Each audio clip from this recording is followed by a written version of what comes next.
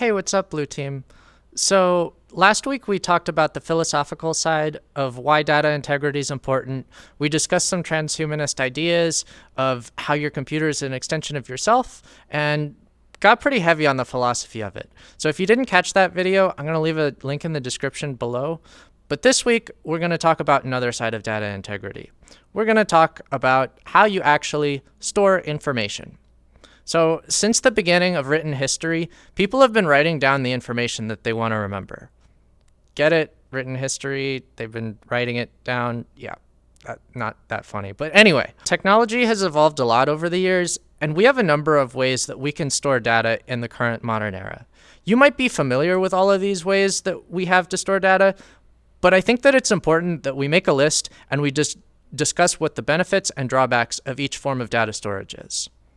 So at a high level, we can break down information storage into four basic types: flash memory, magnetic storage, optical media, and cloud storage. These are super broad categories, I know, but let's break them down into the specifics. So let's start off talking about flash memory, since that's probably the most prevalent electronic storage medium available in most average people's everyday lives. Flash memory includes things like USB drives, SD cards, solid-state drives, and your phone's internal storage memory. Flash memory uses electronic logic gates to store your information. This kind of storage is prevalent for a lot of reasons. It's generally really fast. It's relatively resistant to physical shocks and like shaking it around and stuff, like physically. And it's mostly immune to decay from magnetic interference. There are two primary downsides to flash memory, the first of which being that it's not necessarily the most efficient way to store a lot of data just from a cost perspective. The cost per gigabyte of storage of flash memory might be more expensive than another form of data storage. The other downside of flash memory is that when it's left unused, it will slowly over time lose its electronic charge and eventually become unusable. After being written, a module of flash memory can generally be expected to keep its data for around 10 years or so under the best conditions. Note that memory cells are generally charged at the time of write. You need to write over a block of memory in order to refresh its charge. But keep in mind that if you've had a flash storage device for long enough for you to even be concerned about it losing its charge, it's probably time to replace it with a brand new device altogether. So most flash memory devices use an integrated digital controller, so like a mini computer that's running firmware on it, to read the actual memory modules from your device. And these controllers tend to go bad over time, generally much faster than the actual memory modules themselves on your device. If the memory controller on a piece of flash memory dies, your data is completely toast. Flash memory also has a definitive number of times that it can be written to before it stops working, but this generally is around 100,000 times or so it shouldn't be a huge concern on modern devices unless you're doing something really unusual and for some reason just writing to a device over and over and over and over again. So flash memory is honestly a great choice for general storage for most kinds of data, especially for daily use in the devices that you own.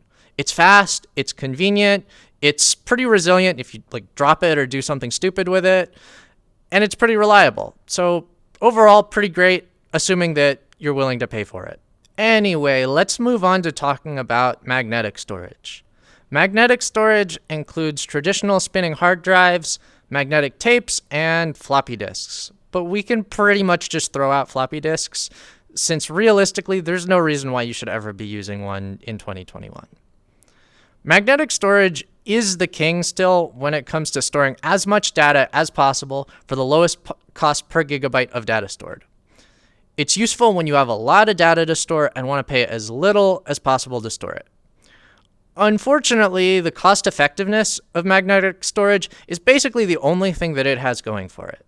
Magnetic storage is not particularly fast, it isn't particularly durable, and it'll break when you throw it around and stuff. And it's susceptible to being destroyed by the presence of sufficiently strong magnetic fields. Like flash memory, magnetic storage will also lose its charge over time and needs to be periodically rewritten to remain readable. Like I said, if cost savings your primary goal, hard drives are generally your best bet for storing lots of data. Even if you don't have a lot of data, hard drives are generally cheap enough that you might as well just buy at least one external hard drive and copy all your most important files onto it and just leave it sitting around in your closet as an extra form of backup. One more quick technical thing about hard drives. It puts a lot of wear on motors and bearings inside of a spinning hard drive when you turn it on or turn it off.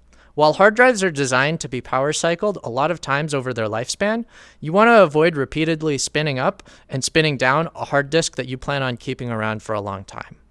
It's a little counterintuitive, but if you have a hard drive that you'll be using every day, it's often better to just keep it on and never turn it off because it actually puts less wear on the disk to keep it constantly spinning than it does to power it off and turn it back on whenever you need it. Tape drives are another interesting form of magnetic storage that can also be very useful for some extremely specific use cases because tapes are kind of the king, the big daddy of storing lots of data for really cheap costs per gigabytes. That being said, it's really hard for me to recommend them for most people due to the high upfront cost for the specialized equipment to read them. It can cost you up to several $1,000s to get a modern tape drive, along with the fact that you need some technical expertise to use them. Generally speaking, you're not going to ever want to use a tape drive on Windows or anything like that. Linux is kind of your only bet there. That being said, I personally use tape equipment, but I wouldn't trust it for anything beyond the absolute worst case, last resort for data disaster recovery. I could probably do an entire video just talking about tape drives, their uses, and stuff like that, but to put it short, my professional recommendation is that you avoid tape storage unless you have a very specific and well-defined use case for it. You probably don't need them. Like you really don't. Moving on, let's talk about optical storage. This is an interesting category since the way that I would define optical media is actually probably a little bit broader than you might have expected. So, first of all, and most obviously, optical media includes discs like Blu-rays and DVDs that are intended to be read by an optical disc reader. But more broadly, I would actually define optical media to also include things like paper copies of documents, analog photos, and any other form of traditional media. I think that we can get a lot of utility when we define optical media specifically as any form of information storage that can be read by means of physical observation. When we look at optical media as a whole, whether it be discs or traditional documents, these forms of media are often clunky and inconvenient. They're unwieldy in terms of storing information, both in terms of the amount of cost that it takes to store a gigabyte of data versus even just the way to store them effectively in physical space. But they do have something going for them that no other means of data storage really does. They have what it takes to survive the test of time. Optical media has the capacity to be resilient against aging and long-term storage in a way that electronic data storage just never will and never really has.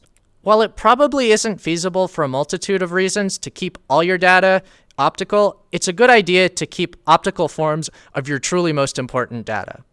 It's also important to note that not all optical media is made equal in terms of its ability to age.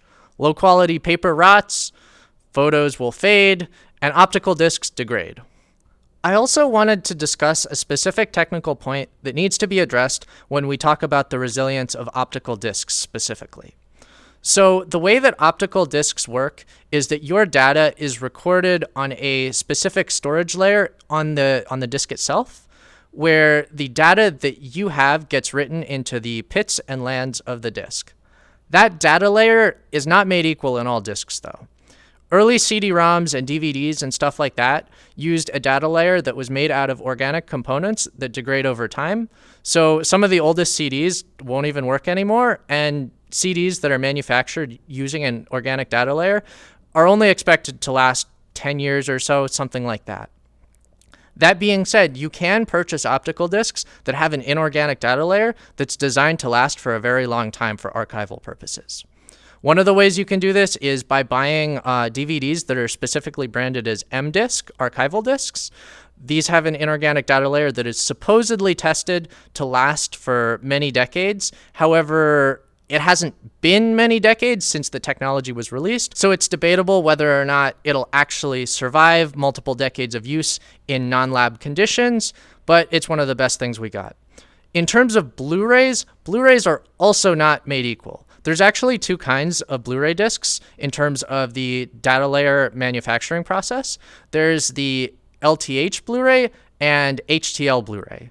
HTL stands for high to low, and LTH stands for low to high. The LTH process uses an organic data layer, which is prone to degradation. However, the HTL process does not. So it's going to be more resilient to being stored over long periods of time and not degrading. That being said, it's actually extremely difficult to figure out whether a Blu-ray that you purchase has an HTL or LTH data layer because the manufacturers don't really market that information. In order to figure out whether a BD-R disk that you want to record to has an HTL or an LTH data layer, you're going to have to do some real digging, looking through manufacturer documents, Googling around, and just trying to figure out what batches of which disks and which product codes have which data layer technology. And you're probably going to want to jump out a window trying to find that out.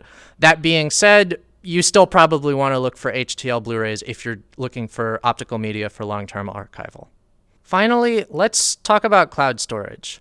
I know, for you more pedantic viewers, you're going to tell me that cloud storage isn't really a storage medium in of itself, since any cloud storage provider is ultimately just using a combination of all the other media that I just listed to store your data. However, cloud storage media has a unique enough set of attributes that we may as well discuss it as its own thing when it comes to threat modeling and identifying risks to your data.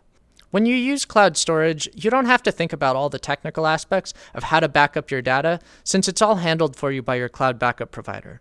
There are benefits to that, but there's also some unique risks. The thing about cloud is that it's deeply ephemeral. No one is going to come by and take all of your CDs away because you missed a subscription payment or because you violated some esoteric terms of service agreement. But in the cloud, that's a real possibility. Also, when you store stuff in the cloud, depending on the agreement that you have with your cloud service provider, you could potentially be opening the door to having your data being read without your consent by your cloud service provider. While you might be thinking to yourself that your cloud storage provider doesn't really have a reason to look into your data without your consent, that may be true in some degrees, but you don't know what the security practices are of your cloud storage as compared to if you were to set those things up on your own. If your cloud storage provider experiences a large-scale data breach, you could have all of your data just made publicly available, just out there for the whole world to see. So using cloud services, it's a trade where you relinquish your control over your data in exchange for the convenience of having someone else manage it for you. And it's not even necessarily wrong. I use cloud services for some things, but it's important to consciously consider that storing your data in the cloud offers some unique risks and benefits from other forms of data storage. Sometimes you might want that peace of mind just to have your data stored. You don't want to have to worry about, risking a hard drive being lost or something like that. But at the same time, there are new things that you have to worry about, and you really want to take that into consideration when it comes to determining what kinds of data you want to put in the cloud versus what kinds of data you want to keep local. Anyway, that's basically an overview of the 4 forms of information storage that we have available to us. Next week, we can come back and discuss the various threats that you might see to your data and how to address those kinds of threats. So I hope that you found this video useful. Feel free to leave a comment below if you disagree with me about anything, and I'll see you next time. Thanks. Bye.